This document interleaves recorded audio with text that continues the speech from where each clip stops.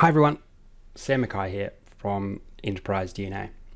Now, a lot of you may know we have at Enterprise DNA we put on the Power BI Challenge, and one of our recent submissions from Challenge 5, which was based on optical data set, or basically like a customer data set.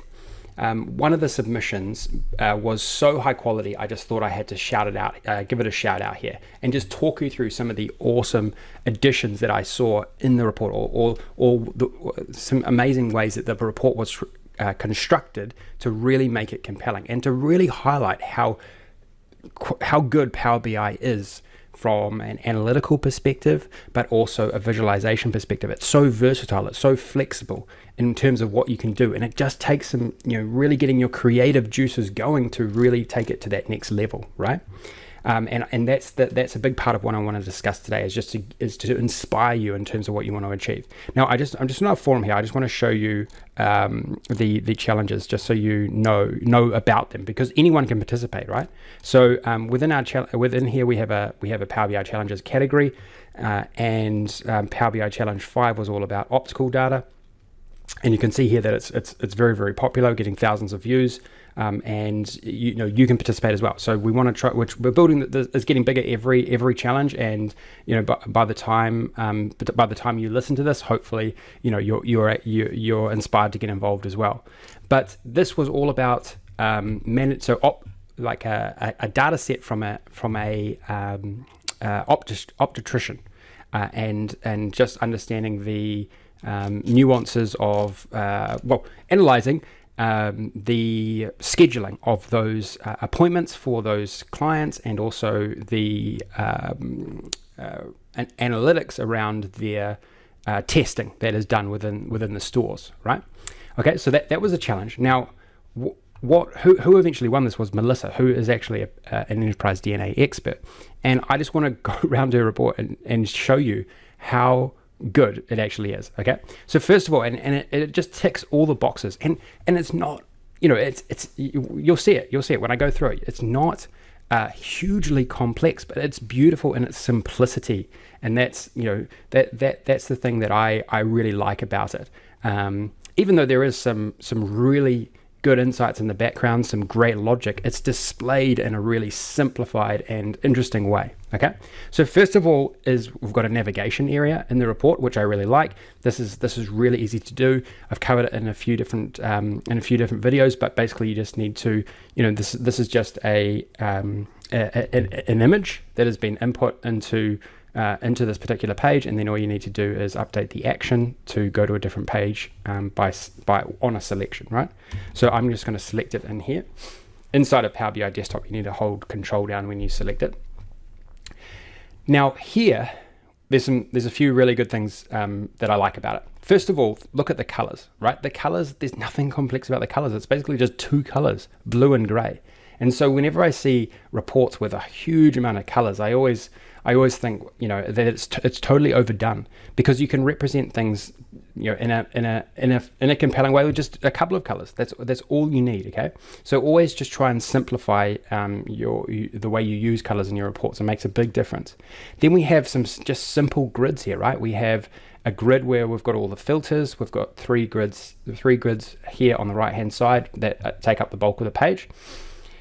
Then within this table itself, it's a simplified table, right? It's just showing, there's no colors or anything within any of the column headers, etc. But instead of just having text, what Melissa has input here, which I really like, is to signify if something is like a follow-up, or if there's something important. She's used a unichar icon to actually highlight it, right? And so it really differentiates between, and I'm going to show you this in a second, but it really differentiates between different and important logic for each different customer in this particular case, right? So it really makes things sort of stand out from a visual perspective. Okay, and so this is a really cool addition. And if we just have a quick look at how this is actually done, let's just try to find it here. So a really interesting formula here, right? So what Melissa has done is she's, instead of just putting text, she's also inputted that icon, right? That icon right next to the text, so that we get that representation in the table. And I, to be honest, have never used this before, but I looked at it and I just thought, wow, it just takes something so simple as a table, but makes it really stand out, so that when the viewer comes in and you need to quickly assess, who do we need to follow up today, for example, or who's missed their appointment. It really just showcases it really quickly and easily for the eye to see. Okay, same is done for this next column as well. Now, the other thing I love here as well is that there's nothing. What she's done as well is, say there's things that you need to follow up, like the key things you need to follow up as a customer service agent. What Melissa has done is she's used some simple images here to sort the table based on prioritization. So say, for instance, you need to prioritize sort of rescheduling. You can click on this icon and it automatically just sorts the table. Say you need to do the reminders, it automatically sorts it.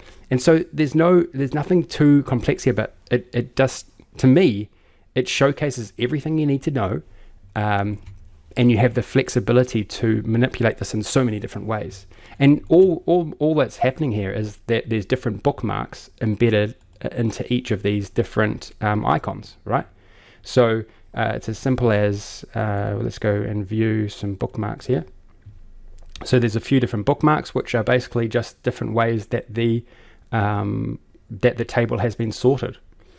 So someone could think about from a, say you've got like a CRM database, or you're a sales team, and you want to walk in the morning and you want to see the key things that you need to do that day.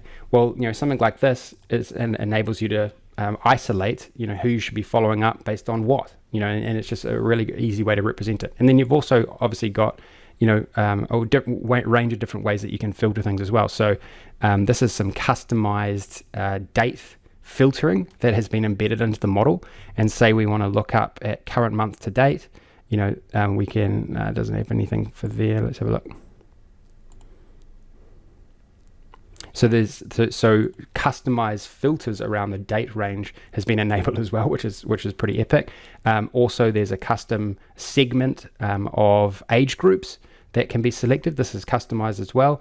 So this is all done within the model here, right? All of these techniques were a combination of using secondary tables in the model, but then overlaying some common DAX formula combinations to actually make these filters work, right? So there's some interesting logic going on. As I said at the beginning, there's some interesting logic going on here, but it's just been represented here in a really simple way. There's nothing too complex about it. You've got a filter and you've got a table, but there's so many ways that you can change what you're looking at.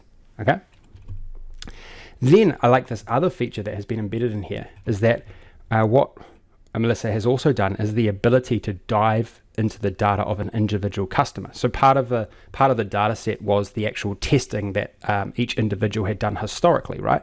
And so what you can do within here is you can right click on a person's name, go drill through, and then go to the individual client details. And what this does is it takes you to a different page here, which gives a detailed breakdown of the customer and all the details about the customer and the details of their tests. Left eye, right eye. And again, I just love the simplicity of it. The ability to just quickly navigate to this without having anything no overload in the report page. It's just a really simple way to navigate through each customer. So I could come back in here, say I want to look at another customer. I could then right click on that customer. So this drill through, I really think is a brilliant, there's nothing complex about the drill through. It's just drilling through to a different page. So there's nothing fancy happening there, but it is capturing which client you are selecting, then coming to a new page to show just that particular client, which is pretty cool. So you don't have to have a page that just has like a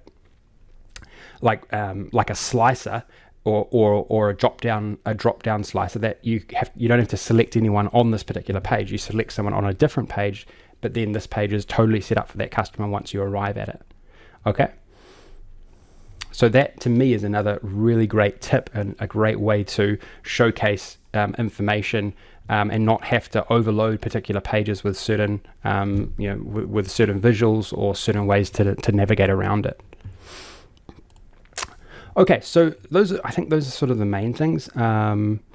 There is a lot of other great logic here, and so what I might do is, I know that Melissa is a contributor on the channel. I'm sure you've heard a lot of great stuff from her in the past. So I think there's some great inspiration here around some of the logic which is embedded into the customer, this one here, flagged customers, in terms of because within the data set we needed to work out, okay, well, if a customer's testing degraded from one to the next, we need to actually get them in at a quicker, we need to get them in earlier, we need to schedule an earlier appointment than just having them on a regular cycle. And so there was some additional logic that was input for that flagging that was done in this report, and also was visualized in a really compelling way with just a simple matrix, which I really liked as well.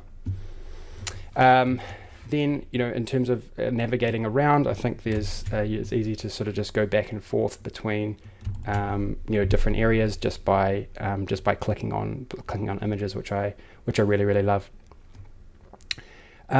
So I think that's all.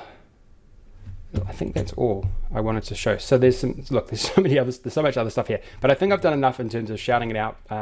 I want to do this more because there's just so much fantastic work going on in the challenges that we have that we're putting on at Enterprise DNA, and so I'm gonna do more of this. But I just wanted to highlight this one because I just thought it was epic. Really, I just thought that so many great ideas were placed into this report that I'm going to steal. I'm going to use in my own reports, and I just, the last point was, I love it because it's simple. It's not too complex. It's not overdone with visualizations. It just has everything that you need to know represented in a really simple way. And that's just a really good reminder when you're, working in Power BI. You don't need overload of colors. You don't need an overload of visualizations. The simpler, the better, honestly. If you can tell your message in a really simple way, then that's probably the best option. Okay, if you like this one, if you like this report as well, definitely throw the video a like. If you want to check out more about all of the challenges that we're putting on and how you can participate, check out the Enterprise DNA forum, forum.enterprisedna.co. There's a lot of activity all the time on the challenges. We also have a section within our category within the forum for project updates. So what's happening is we're getting updates from everyone who has submitted a report, so you're actually learning exactly how they do it. So if you want to have a look at, Melissa hasn't done her one at the moment, but I'm sure it will be done for Power BI Challenge 5 very soon. So a bit more detail will probably be elaborated on there if you want to check it out later. Okay, all the very best. Look forward to talking to you next time. See ya.